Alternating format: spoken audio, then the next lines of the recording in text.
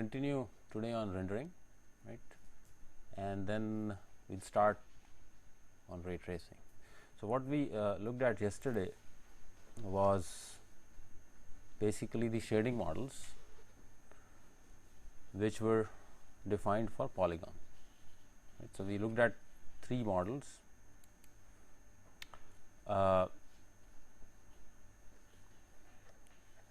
The first model was this one, which was the flat shading.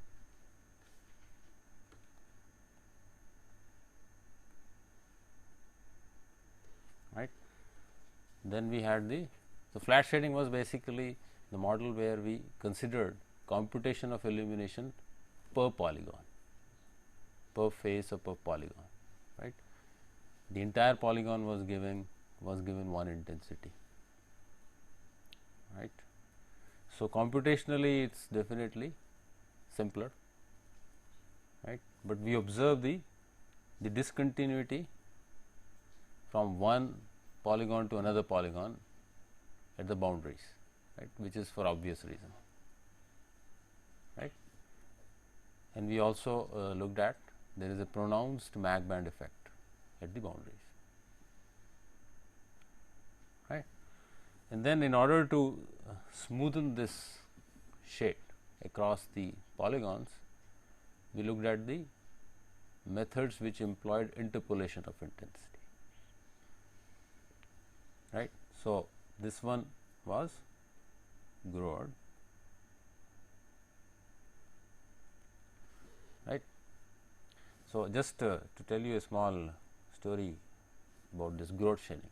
Right. So, this Groard shading actually came around 1971 or so, early 70s. So, you can see the type of contribution, right. It is just applying interpolation, linear interpolation to the calculation of the shading. So, this was done by Groard in University of Utah. So, lots of stuff earlier was done in University of Utah, right, and he got a PhD, right. So, one could get PhD on such things. Okay, so, this Groard shading had limitations in terms of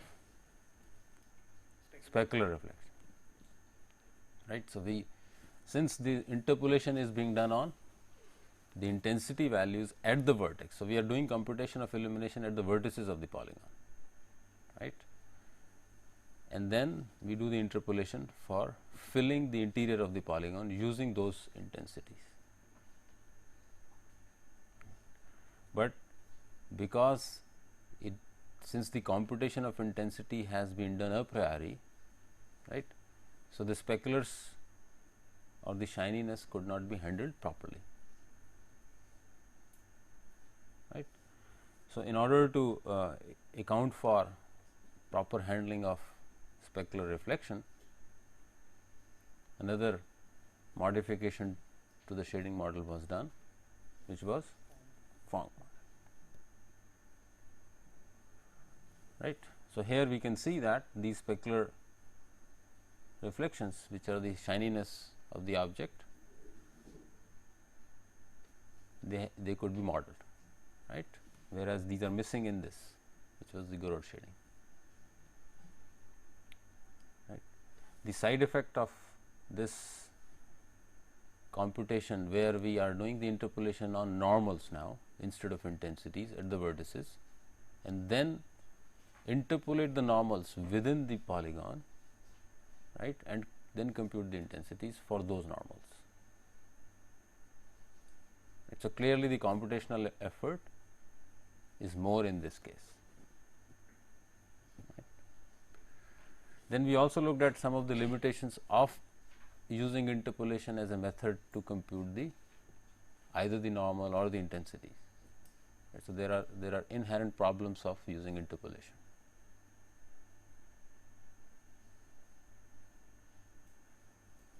Right. So,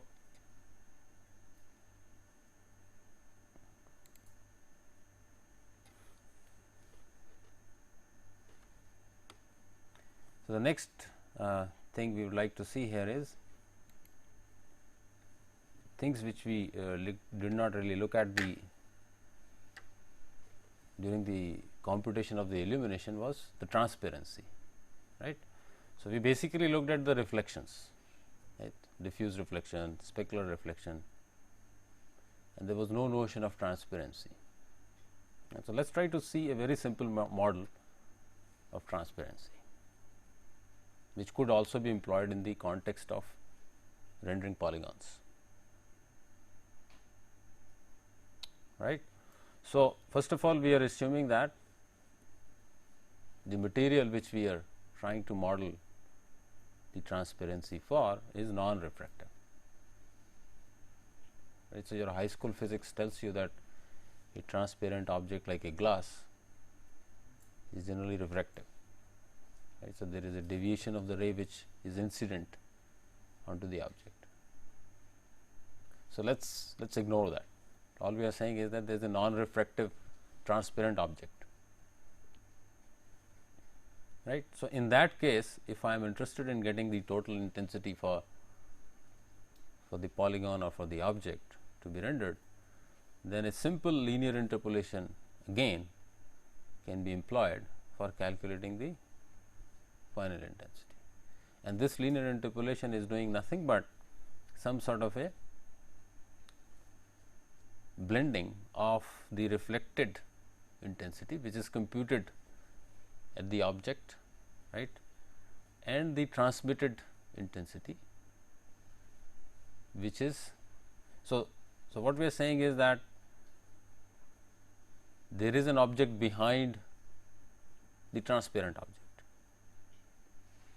right, and we need to just combine the intensity of the object which is transparent or translucent, right, which is computed reflected intensity with its opacity factor, right, and then whatever is transmitted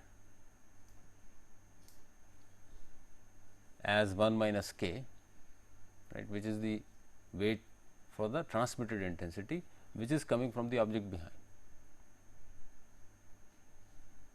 right. So, we are just combining these two intensities to get the final intensity here, right, and this blending is just governed by this factor k, which is the opacity factor. So, if k is 1, right, then only this part is there. So, the object is completely opaque, therefore, I is equal to the reflected intensity, right, and if the object is completely transparent, so all I am going to receive is this intensity, which is the intensity of the object behind, which I can see through, right. So, it is a very simple model of transparency and again uses linear interpolation,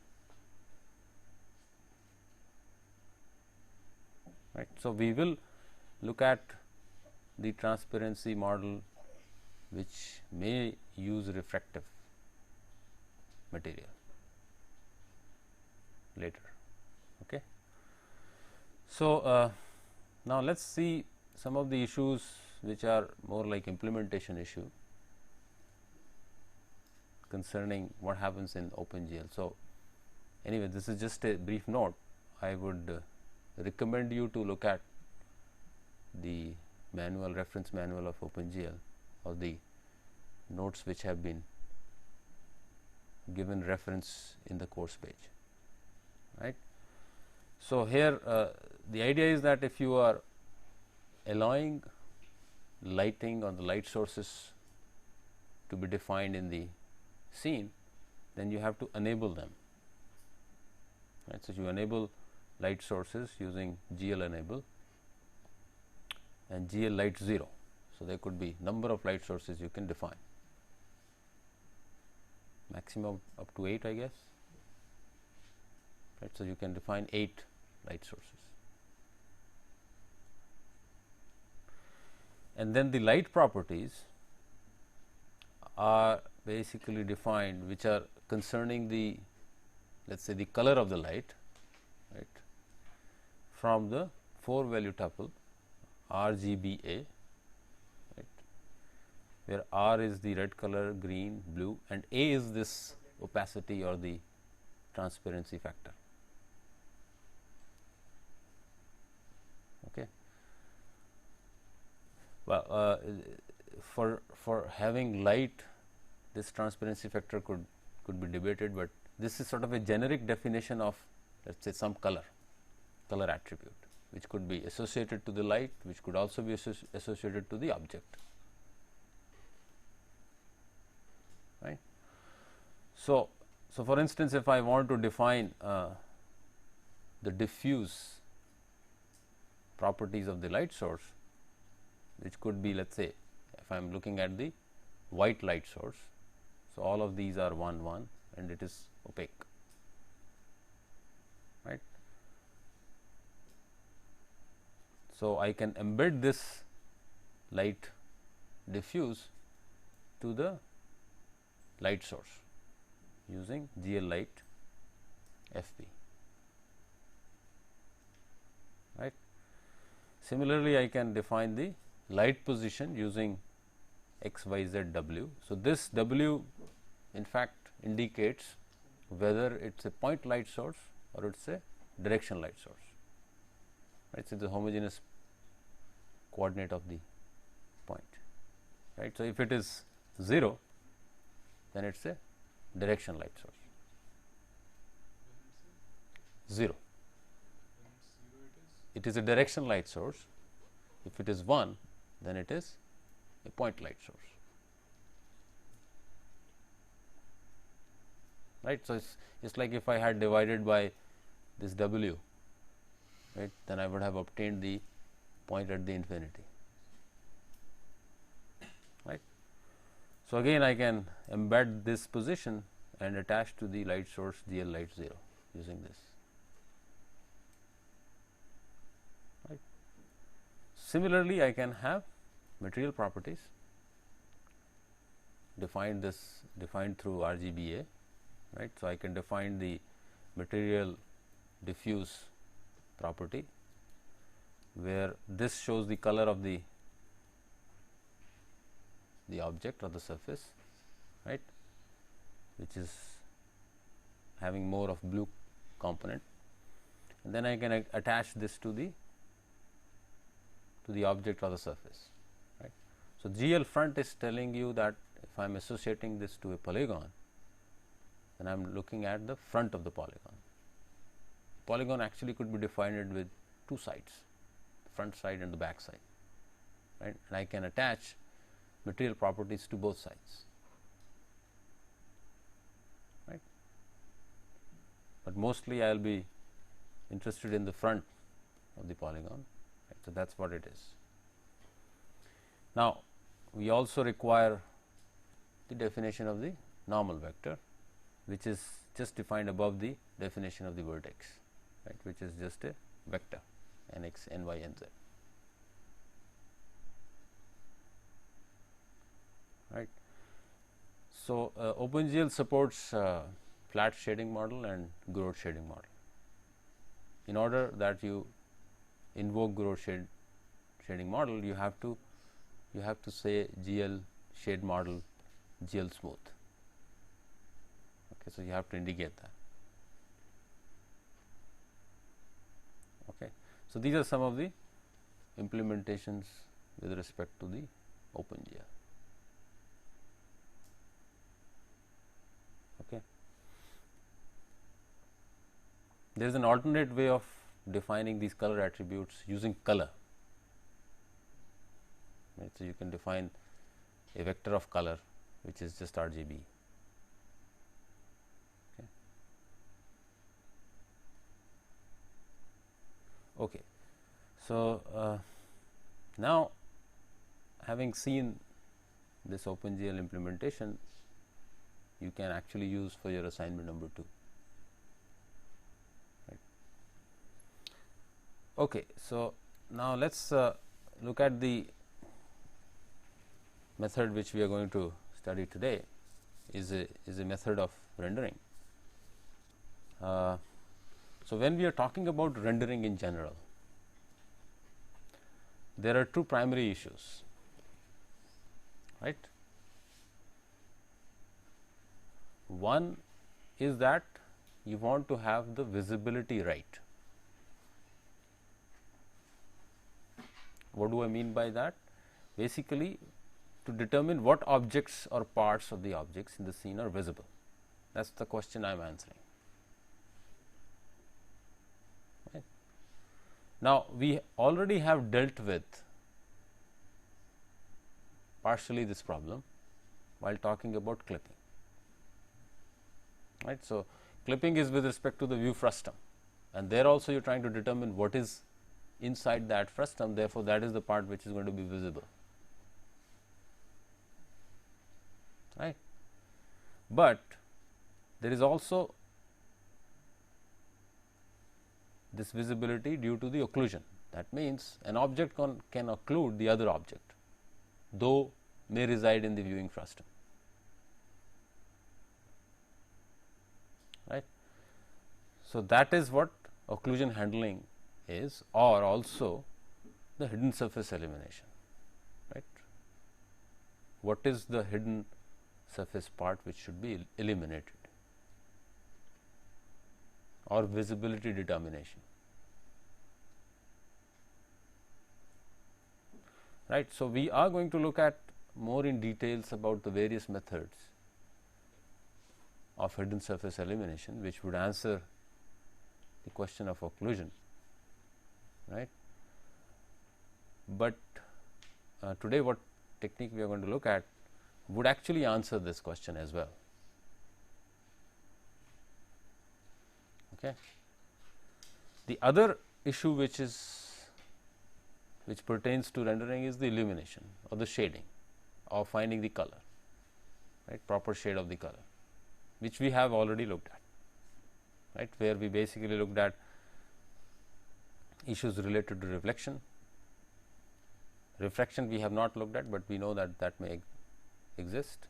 Transparencies, there is also the possibility of shadows, right. So, all these are issues which would decide the illumination or the shade of the point on the object, right. So, that is also an issue for rendering. Now, we are going to look at this method ray tracing, which in fact combines these two very nicely. Okay. So, now when we look at the rendering pipeline, if we want to go back and see what we observed through rendering pipeline. So, there was this model building, right, where the word scene was defined, then there was this viewing in a particular I coordinate system that gives you the scene in that coordinate system. Then you have a projection which gives you two-dimensional scene, then you rasterize it, and then you get the 2D image, right. So, this is sort of a forward mapping approach. So, if I need to answer the issues which I talked about, so illumination and so on, that could be done, and this rasterization could again be a process of shading, which we already have looked at, right, where we are trying to decide the shade of the pixel. So, that could be an integral part of the rasterization, right. And let us say the hidden surface or the occlusion problem could be handled somewhere there, where I try to find out what object hides the other object, right, and which is the frontmost object which I need to render. So, everything is in this forward mapping way, right. Now, there is another way of looking at it, and that is what ray tracing does, is something like this. Now, first of all, try to emulate or look at what happens in the reality when we see a scene. So, what do we have? We have a light source or light sources, these are the objects of the scene, right, and here is our image plane or the camera, right. So, what happens is that these rays interact with the objects in the scene, right, and then they come to this image plane or the viewing plane, which eventually forms the image of what we want to see, right. So, there is basically interaction of this light sources with this environment of the scene, and whatever comes to this image plane or the camera is the resulting image, right. So, one could actually use this method of forming this image.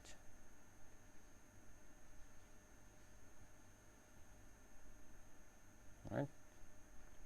Now, what is the problem with this? We are trying to say that okay, there could be infinite number of rays which are emanating from the light source, right, and not all these rays are coming to this image or viewing plane.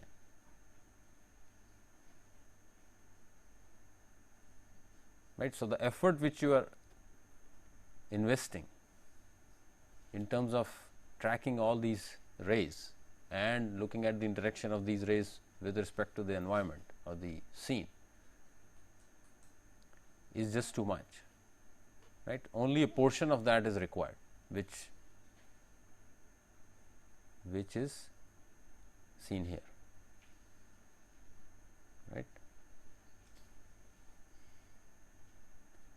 So, now the question is, can we do anything still capturing this process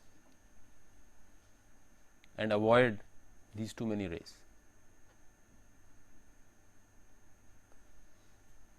So, this is a sort of a forward way of looking at the process of ray tracing. Right. So, rays start from the source or the sources of light, they interact with the object. So, there are of course reflections from the object, there could be refractions within the object, right, and eventually all those interactions, whatever rays pass through this image plane or the camera, that is what I see.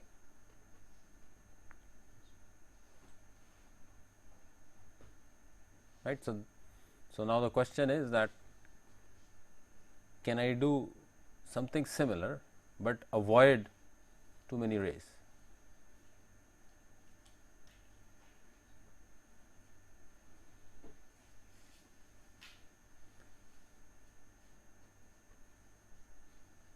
So, how about going just the opposite way, right? Just go the backward way. Instead of having this forward interaction, I just do the backward way, right. So, basically I look at each of these pixels, right. So, this is my image plane, this is my image plane, right, and I define, and this is the viewer somewhere. So, I define rays from the viewer with respect to each pixel onto the viewing plane or the image plane, right. And then I look at what happens to these rays in this word,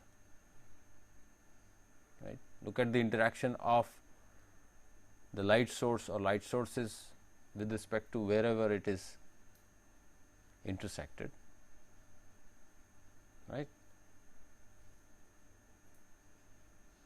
and do the illumination computation,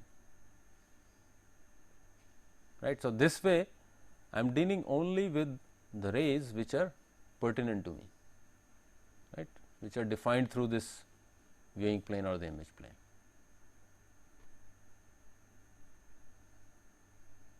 Right. So, that is what we call it as backward ray tracing.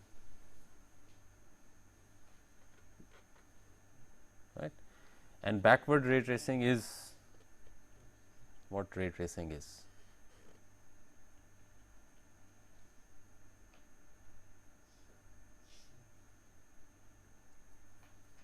Fine. So, let us try to see a little more elaborately what do I mean here. So, what we are saying here is that I have this ray, right, this green ray, which is coming from the pixel of the viewing plane, right. Now, there could be other rays which start due to this ray as an interaction to the objects, right, as a result of the interaction with the objects. So, these are what we call it as the secondary rays. Okay, so, this is the primary ray and these are the secondary rays, and these are nothing but, for instance, here we have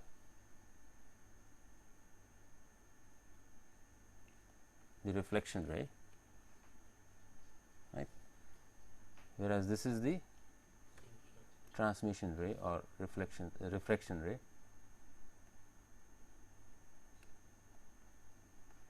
right, and these are nothing but the secondary rays,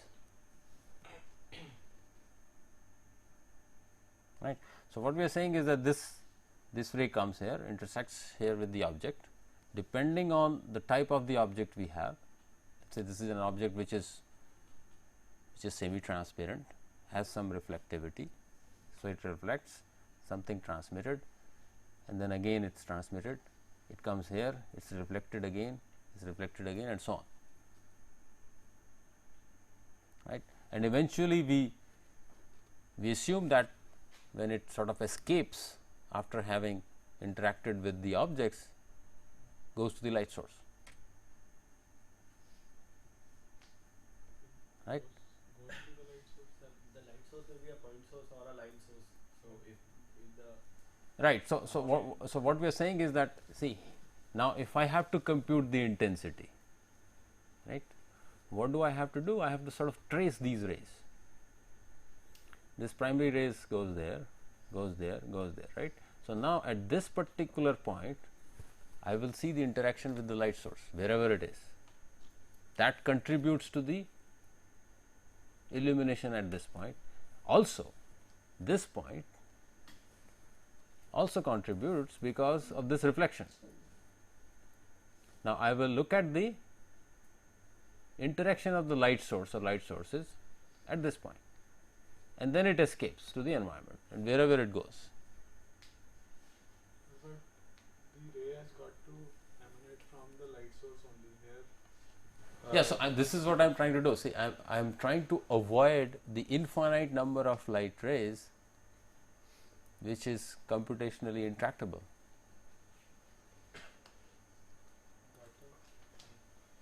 Right. Now, what would have happened is that this point, see, if there was, let us say, no secondary rays, let us assume there is no secondary ray. So, the illumination at this point is nothing but interaction of the light source or light sources with respect to this point, right. Now, the fact that there is a possibility that this object is a reflective object, right. So, there is a reflected ray, then there is again a reflected ray. See, if I just see the reflection of this point onto this, right, it is a mirroring effect, right. So, all it is saying is that I need to account for the intensity at this point computed through the light sources I had to this point.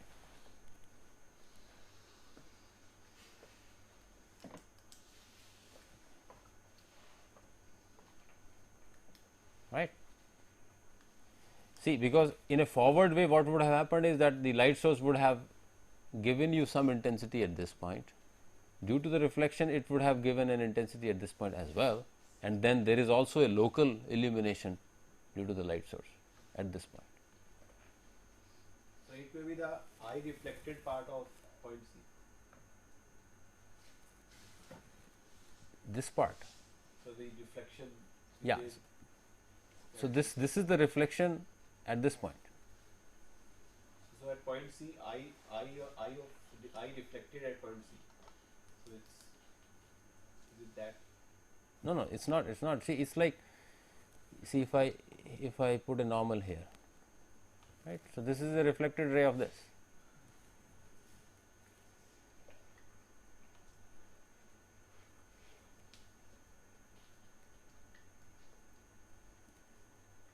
So at these points where these rays strike the object, Yeah. we calculate the illumination.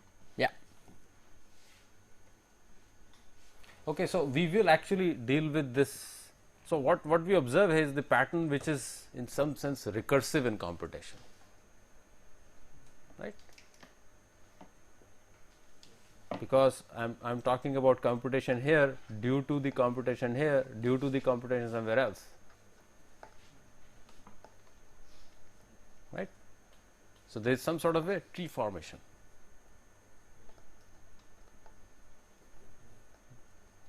Right. So anyway, let's at the first instance ignore this secondary rays. Before I actually talk about let's say without these secondary rays, let me also tell you another type of secondary ray. So these were reflection rays and the transmission rays, which is due to the characteristic or the properties of the object. Right. Now, there are also shadow rays. So, what is a shadow?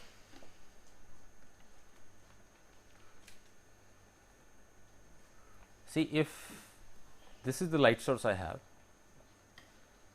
and if I am trying to compute the intensity at this point, right, with respect to this ray, and what I observe that this object actually comes on the way between the light source and this object, and that is where the shadow will be caused.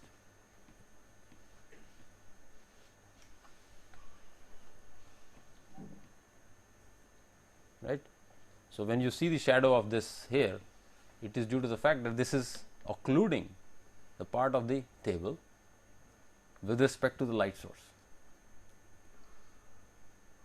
Right. So, in some sense it's a visibility test with respect to the light source. Right. So, the fact that this object may come between the light source and this object would cause a shadow here.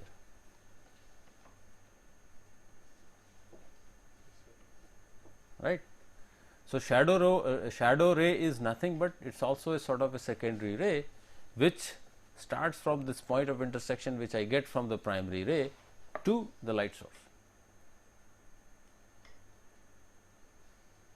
Right.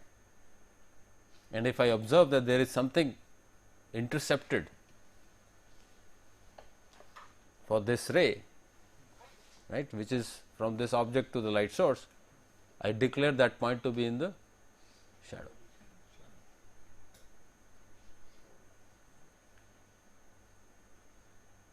Right. So, computation of shadow is very easy, it's trivial.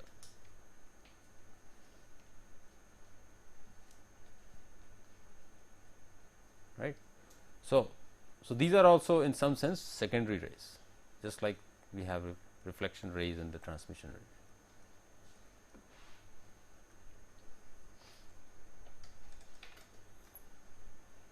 Right. So, now let us ignore these secondary rays for the time being.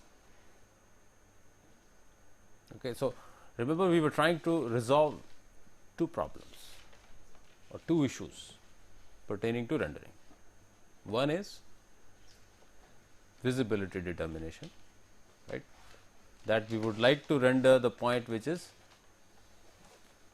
frontmost. Second, we want to compute the illumination at that point, right. So, let us ignore the secondary rays and try to see what happens if we just consider primary rays. Primary rays are nothing but the rays which start from the viewer or the camera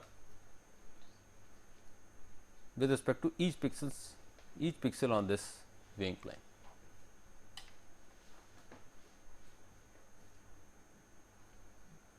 Fine.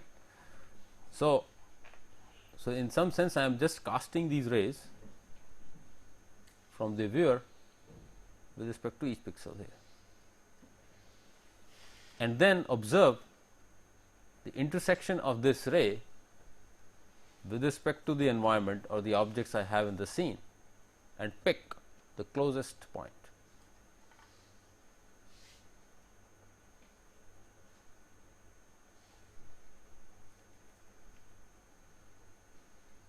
Right. So, let us say if I am talking about this ray, so this will give you an intersection here, this will give you an intersection here, and so on, and I pick this point.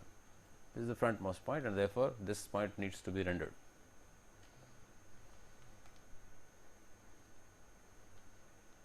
Right. So, this is just a variation of what we are looking at ray tracing, where it's just a single or one level of ray tracing.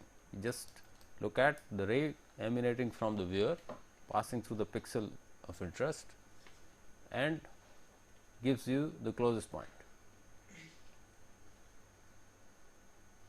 So, that is a ray casting.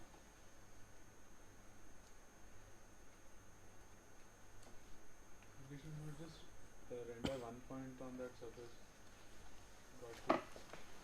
Yeah. So, see, if I am just trying to solve the problem that what object needs to be displayed at this viewing plane, Exactly. right? That is the question I am trying to answer. So, it is achieved by just casting rays from the viewer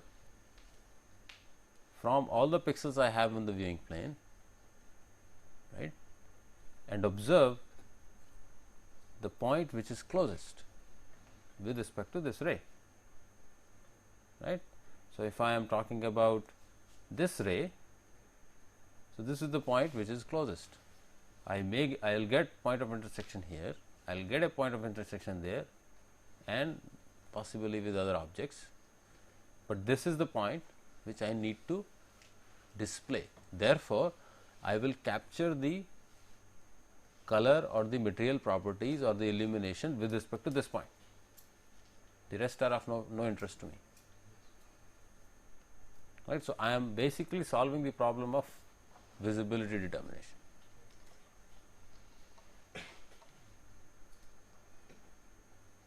Right. So, once we have done this, right, then it is a matter of just applying illumination model to the point of intersection.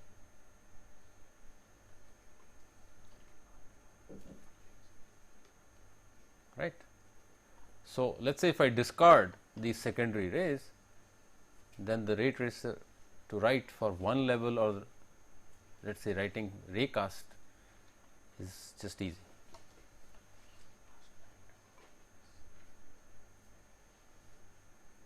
Right.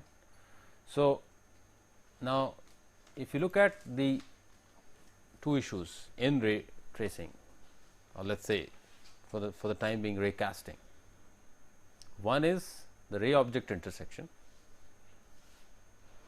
right, that is the visibility test, which gives you the closest point or the object to the viewer, and the other thing is the pixel color determination or the shading, which is coming from the illumination model.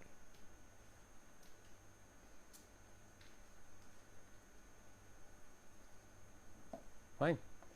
So, now let us try to see the ray object intersection.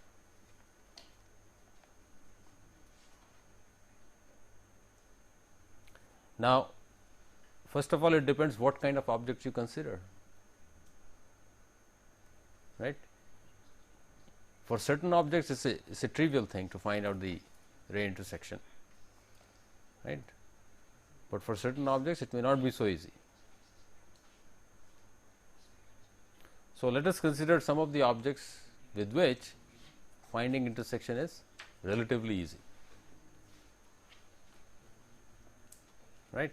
So, let us say if I have the object as sphere, okay. So, first of all, what do? I define the ray in its parametric form, right, starting from some origin, say define it as r0 and a direction rd, right. So, this is the ray definition I have, right. So, parametrically I have RT is equal to R0 plus RDT, right, and clearly I am going to consider t greater than 0. Why? Starting from? Yeah, but why? What does it say? Why should I have t greater than 0? Pardon me? Pixel point on the image plane. So No, see, this is normally my viewer.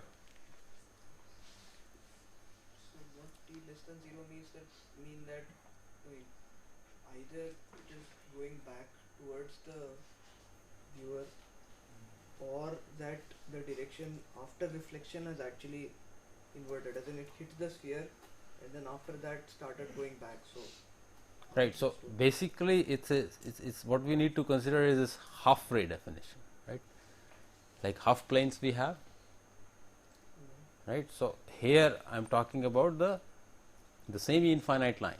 I am not considered about this part, because this is the starting point. If I am looking at also t less than 0, that means I am talking about the objects which are behind this, which are behind viewer. I need not consider those, right. So, this R naught, which is the viewer, decides that I am going to see ahead of that, in front of that, right. Therefore, it is always t greater than 0 which I need to look at.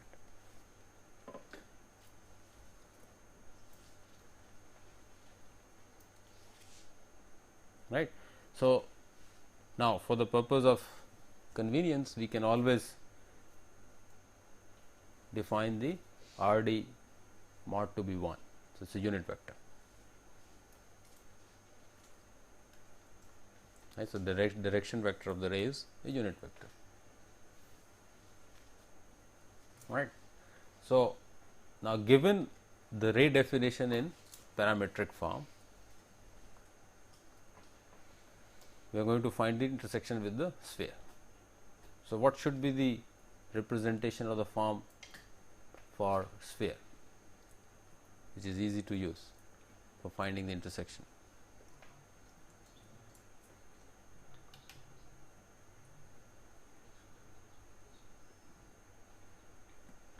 spherical coordinates. Pardon me? Spherical coordinates. Spherical coordinates. What are we trying to solve? See, if I have a parametric representation of the ray, parametric. Yes, sir. I mean, if you have, you will get theta and right.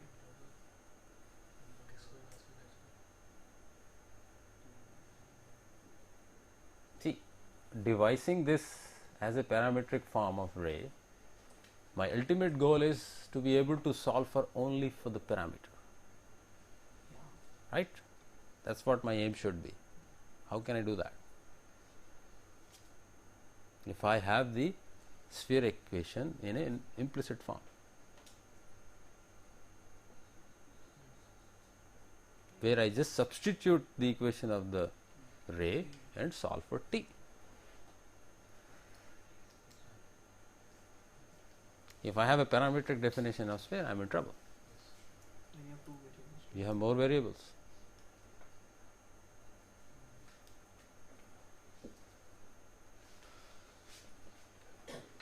Right. So, that is what is done.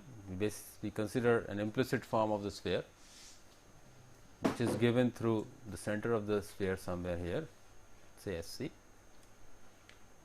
the radius is SR, So, for any point surface point xs, ys, zs, this is the equation I have. Right. Now, it is just a matter of substituting for the xs, right, and solve for t's. Right. So, that is what we do. We substitute for xs as x naught plus x dt, all of these other components, right, which gives us a quadratic equation, and we try to solve for t.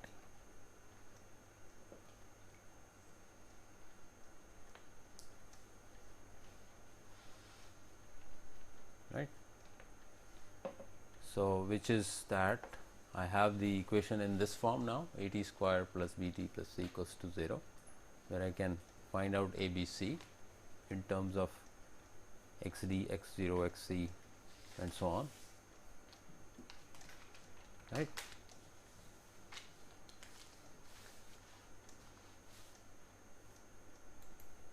Which gives me two values of t, let us say t naught and t1, solving this equation. Right. So, obviously, I am going to consider the smaller positive value as I am looking for the closest point. Right. So, the minimum of these t naught and t1 should be the solution for t, and just substitute the value of t here to get the point of intersection, which is xi, yi, zi.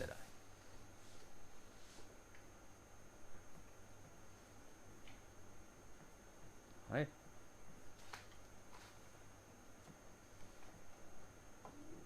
Now, the question is, having found out the point of intersection on the surface,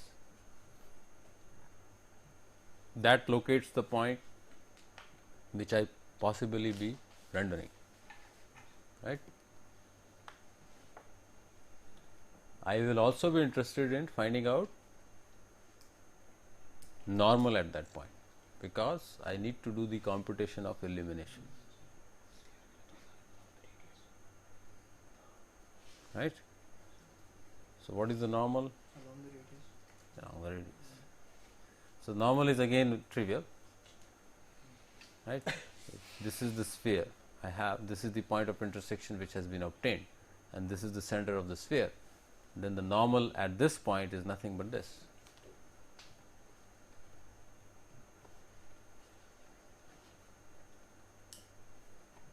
Right. So, it is a vector along the radius. So, once I have found out the normal, I can do the rest of the computation for illumination.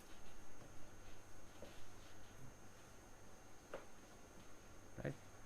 So, just to sum up, finding out the intersection with sphere, it is a quadratic equation which gets formed, coefficients as a, b, c. Right. So, I can already define those terms which I use. Right. Then I compute the discriminant, right, and then calculate the minimum of these t's, right, compute the intersection point, and then compute the normal.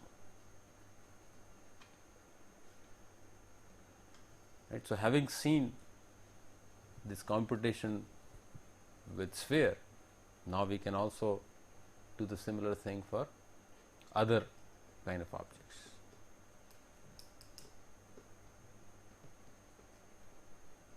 Right.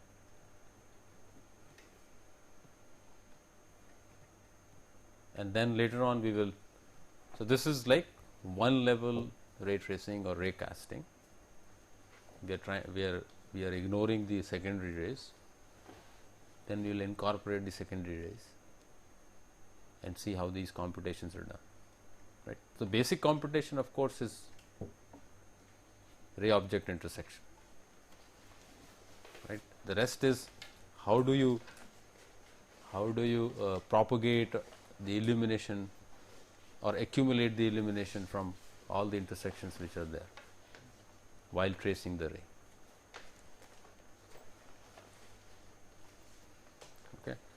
So we'll stop here. Next time I will show you some of the results which have been obtained by some of your previous batch students. Very nice results. So that will inspire you, hopefully, for your last assignment. Okay, thank you.